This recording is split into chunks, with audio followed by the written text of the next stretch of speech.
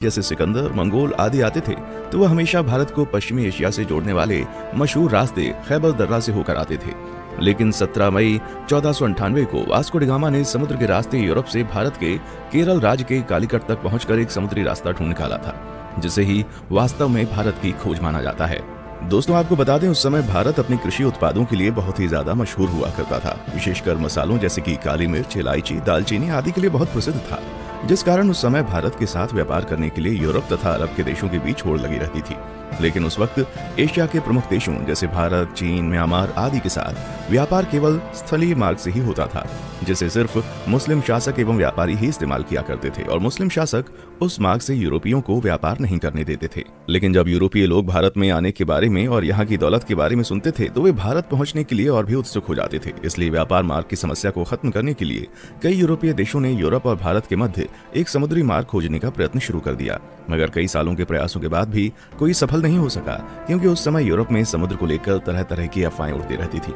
जैसे कि कई लोगों का मानना था, अगर समुद्र में नाव को बहुत दूर तक ले गए तो नाव समुद्र के अंतिम छोर पर जाकर गिर जाएगी, इसलिए कुछ नाविक समुद्र में बहुत लंबा सफर नहीं करते थे। लेकिन फिर 1960 के दशक में पुर्तगाल के शहर सीन्स में जन्मे वास्को डी गामा ने भारत का समुद्री मार्ग ढूंढकर यूरोप के सामने व्यापार का एक नया दौर शुरू कर दिया और हमेशा के लिए इतिहास के पन्नों में अपना नाम दर्ज करा लिया। कैसे शुरू हुआ था भारत को खोजने का सफर? दोस्तों, वास्को डी गामा का जन्म 1960 के दशक के आसपास ही पुर्तगाल के सिंस में हुआ था। उनके पिता एस्टेवा भी एक अच्छे नाविक एवं समुद्री खोजकर्ता थे। वास्को डी गामा का सारा बचपन अपने पिता के साथ एक नाविक और यात्रा के माहौल में बीता था।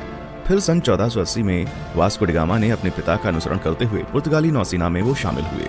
यहीं पर उन्होंने नौचालन का एक एडवांस तरीका और लंबी समुद्री यात्रा करना सीखा। फिर उस समय पुर्तगाल के राजा हेनरी, जिन्हें हेनरी द नेविगेटर के नाम से भी जाना जाता था, उन्होंने उत्तर और पश्चिम अफ्रीका में कई सफल समुद्री यात्राओं तथा खोजों को आर्थिक सहायता एवं संरक्षण प्रदान किया था, जिस वजह से बहुत से नाविक नए नए द्वीपों को ढूंढने की कोशिश किया करते थे। इसी के चलते 1487 में पुर्तगाल के ही एक प्रसिद्ध खोजकर्ता बार्टोलोम डायस ने अफ्रीका के दक्षिणी सिरे तक यात्रा करके ये पता लगा लिया था कि हिंद महासागर और अटलांटिक महासागर एक दूसरे से जुड़े हुए हैं। जिसके बाद डी गामा, जो समुद्री यात्राओं एवं खोजबीन में गहरी दिलचस्पी रखता था, वो जानता था कि यदि हिंद और अटलांटिक महासागर अफ्रीकी भूमि के अंत में जुड़ते हैं तो वो अफ्रीका से दूर दक्षिणी कोने पर मौजूद केप ऑफ गुड होप के माध्यम से भारत तक पहुंचने का मार्ग खोज सकता है। जिसके बाद 8 जुलाई 1497 को वास्को डी गामा ने 4 जहाजों और 170 आदमियों के दल के साथ पुर्तगाल के लिस्बन शहर से अपनी यात्रा शुरू की। वो खुद 200 टन वजनी सेंट गैब्रियल नामक जहाज में सवार हुआ और अपने छोटे भाई पाउलो को सेंट राफेल नामक जहाज का नेतृत्व सौंप दिया। फिर कुछ दिनों के बाद उनका जहाजी बेड़ा इस समय के मोरक्को देश के निकट स्थित कैनरी द्वीप से गुजरते हुए केप वर्दे द्वीप समूह पहुंचा और वहीं 3 अगस्त तक रुका रहा। आपको बता दें, वे लोग जहाज पर अपने साथ पत्थरों के स्तंभ लेकर आया करते थे, जिसे वे लोग अपने मार्ग को चिन्हित करने के लिए विभिन्न महत्वपूर्ण पड़ावों पर स्थापित कर दिया करते थे, जिससे कि उन्हें वापसी का रास्ता मालूम हो सके। वास्को डी गामा ने गिनी की खाड़ी की तेज समुद्री धाराओं से बचने के लिए अटलांटिक महासागर में एक लंबा चक्का लगाया और फिर केप ऑफ गुड होप के दौरे के लिए पूर्व की ओर एक मोड़ ले लिया। ये भारत की खोज में उनकी पहली प्रमुख सफलता थी।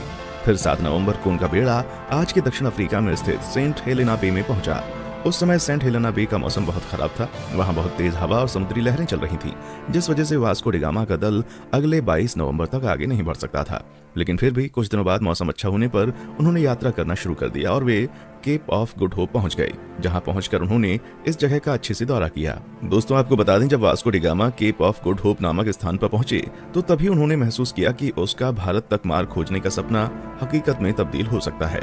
और फिर मार्ग को चिन्हित करने के लिए पहले की भांति वहां एक पत्थर का स्तंभ स्थापित किया और फिर आगे की यात्रा की तैयारी करने लगे। केप ऑफ गुड होप के आगे की यात्रा उन्होंने 8 दिसंबर को शुरू की थी और क्रिसमस आने तक वे दक्षिण अफ्रीका के नटाल तट पर पहुंच गए। अलग अलग नदियों को भीतर और बाहर से पार करते हुए डी गामा का बेड़ा धीरे धीरे मोजाम्बिक की ओर पहुंचना शुरू हुआ। इस बीच वे लगभग 1 महीने तक कहीं पर रुके और जहाजों की मरम्मती का काम किया। फिर 2 मार्च 1498 को डी गामा का बेड़ा मोजाम्बिक द्वीप पर पहुंच गया। जब डी गामा अपने दल के साथ मोजाम्बिक की धरती पर उतरा और वहां के निवासियों से मिला तो उन्हें लगा कि ये पुर्तगाली जहाजी भी उन्हीं की तरह मुसलमान है, इसलिए उन लोगों ने उनकी खूब मदद की। डी गामा का मोजाम्बिक में पड़ाव डालना काफी उपयोगी सिद्ध हुआ। वहां उसे समुद्र के किनारे बंदरगाह पर सोने, चांदी तथा मसालों से भरे हुए 4-5 जहाज दिखाई दिए। उसकी मुलाकात ऐसे स्थानीय लोगों से भी हुई जो कभी कभी भारतीय समुद्री तटों की यात्रा करते थे। इससे वास्को डी गामा को पूरा विश्वास हो गया कि वो उचित दिशा की ओर आगे बढ़ रहा था। उसे उस दिशा को समझने में भी मदद मिली जिधर अब उसे आगे बढ़ना था। फिर 7 अप्रैल 1498 को उनका बेड़ा मोम्बासा में प्रवेश कर गया तथा यात्रा के एक और महत्वपूर्ण ठहराव मोम्बासा के ही मालिंदी में लंगर डाल दिया। मालिंदी में डिगामा की मुलाकात कांजी मालम नामक एक ऐसे गुजराती नाविक से हुई जो भारत के दक्षिण पश्चिम तट के कालीकट जाने का मार्ग जानता था। उस गुजराती नाविक के महत्व को देखते हुए डिगामा ने उसे भी मार्गदर्शक के रूप में अपने बेड़े में ले लिया और फिर अगले 20 दिन तक लगातार हिंद महासागर में चलने के बाद डिगामा को धीरे धीरे भारत के घाट और पहाड़ दिखने लगे। फिर 17 मई 1498 को वो भारत के दक्षिण पश्चिम में स्थित कालीकट के बंदरगाह पर जा पहुंचा। कालीकट में स्थानीय राजनयिकों द्वारा वास्को डिगामा का काफी अच्छी तरह से स्वागत किया गया। वो यहाँ लगभग अगले 3 महीने तक रहा और भारत के बारे में बहुत सारी महत्वपूर्ण जानकारियां इकट्ठा करता रहा। दोस्तों, वास्को डिगामा के भारत आने और उसके कालीकट में उतरने के बाद भी कई ऐसी घटनाएं हुई जिसके बारे में अभी भी लोगों में सहमति नहीं हो पाई है, लेकिन हम अपनी किसी और वीडियो में उसके भारतीयों के साथ किए गए जुल्म और अत्याचार पर अलग से वीडियो बनाएंगे। इस वीडियो में हम सिर्फ उसकी यात्रा पर वीडियो बना रहे हैं।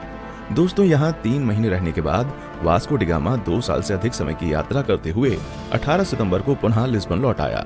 इस दौरान उसने लगभग 38,600 किलोमीटर की यात्रा की थी।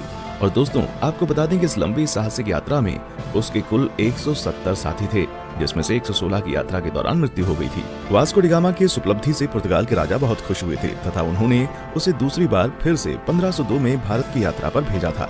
इतिहासकारों का मानना है जब डिगामा विभिन्न प्रकार के भारतीय मसालों और रेशम के साथ अपने देश पुर्तगाल लौटा तो उसने केवल मसाला बेचकर ही यात्रा पर खर्च किए गए पैसों से 4 गुना ज्यादा पैसे कमा लिए थे।